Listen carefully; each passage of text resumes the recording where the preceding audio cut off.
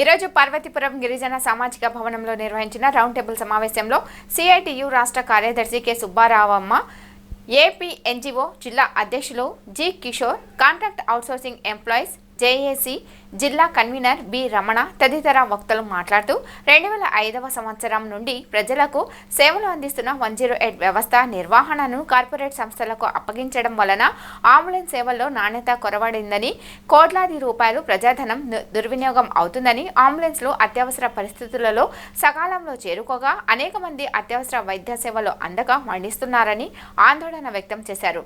ప్రభుత్వం నిర్వహించాల్సిన 108 వ్యవస్థలో కార్పొరేట్ శక్తులు ప్రవేశించి తమ లాభాలను పెంచుకునేందుకు ఈ అంబులెన్స్ వ్యవస్థను నిర్వీర్యం చేస్తున్నారని విమర్శించారు. ఈ రౌండ్ టేబుల్ సమావేశానికి 108 ఉద్యోగుల సంఘం జిల్లా అధ్యక్షులు గొర్లి అప్పలనాయుడు అధ్యక్ష వహించారు. ఈ కార్యక్రమంలో యూనియన్ కార్యదర్శి తెల్లి వెంకటరమణ, తేంటు రాంబాబు, ఆవాల శ్రీనివాసరావు తదితరులు పాల్గొని ప్రారంభించారు.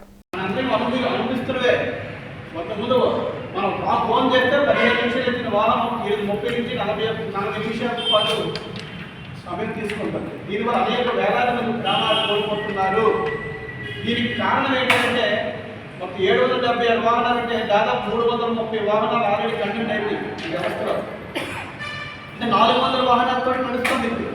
అంటే దాదాపు 40% వాహనాలు ఈరోజు పల్లెలు 40% వాహనాలు ప్రజలకు సేవలు అందించడానికి సిద్ధపడకపోతే ప్రజలకు ఏ రకంగా మెరుగైన సేవలు అందుతాయి. కాబట్టి ఈ రకంగా చూసుకున్న ఈ వ్యవస్థని పటిష్టం చేసుకోవాల్సిన అవసరం ఎంతైనా ఉందనే ఉద్దేశంతో ఇది 108 సంఘాలు మన ప్రజా సంఘాలను కోరుతుంది.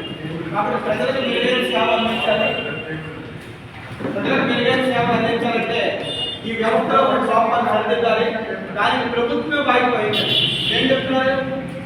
ఈ వ్యవస్థని మొదట సత్యం సంస్థలు, తర్వాత జీవిక వాళ్ళు, తర్వాత ఒక యూకే బేస్డ్ కంపెనీ ఇప్పుడే అరవింద నడుపుతున్నారు. రాష్ట్ర కార్యదర్శి సుబ్రహ్మణ్యం వేదికలు పంపించారు.